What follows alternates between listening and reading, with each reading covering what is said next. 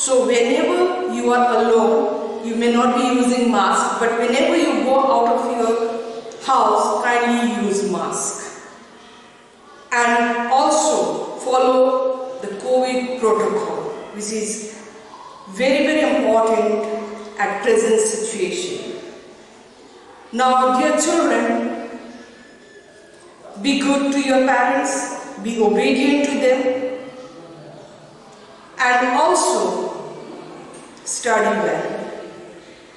We are trying our level best to reach ourselves through different means to you. So hope you will also cooperate with us. Now today we are going to start 4th chapter of our history, that is the Chinese civilization. Now to know Chinese civilization, first let us see its location. China is bordered by the Pacific Ocean in the east and the Himalayas in the south, broad deserts and mountains in the west, and the Great Wall of China in the north. And within these boundaries lie the valley of 2 rivers, and these 2 rivers are the Huanghe or Huangho and the Changjiang or Yangtze.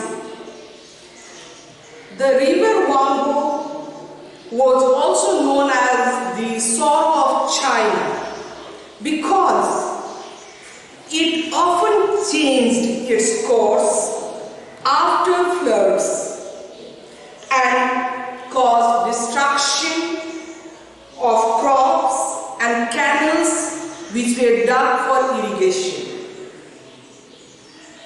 The first known dynasty of China was the Shang dynasty.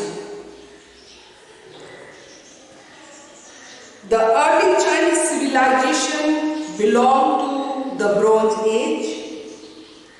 Now let us see their houses. The Chinese houses of poor people were simple, small, one-room houses which were built with bamboo and bricks. And rich people, they lived in large, fancy houses with many rooms, which were beautifully designed and decorated. The main door of every house was always south facing. Now we are going to see their architecture. The Great Wall of China is the world's longest wall, which is an example of the brilliance of Chinese architecture. It was built to protect their country from the frequent attacks of the barbarians.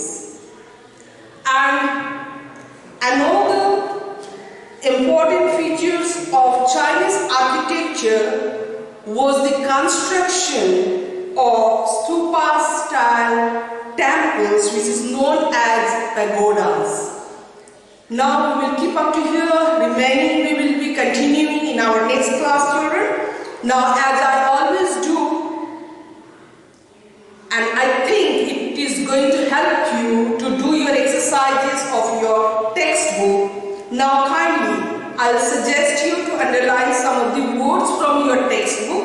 So for that, you kindly open your page number 35 and underline the following words. Now in the first paragraph itself, come to the 3rd line and underline the Pacific Ocean in the east. Now come to the next line, that is the Great Wall of China. Underline that. And next line, you underline the Huanghe and Changjiang. Now come to the next paragraph. Over there you just underline the Song dynasty. And now you turn to your page number 41 where you get your exercises related to this chapter. Now first, see the first fill in the blanks. The two main rivers of the ancient Chinese civilizations are, you have already marked, river Wang He and Yangtze. So these two rivers you need to write.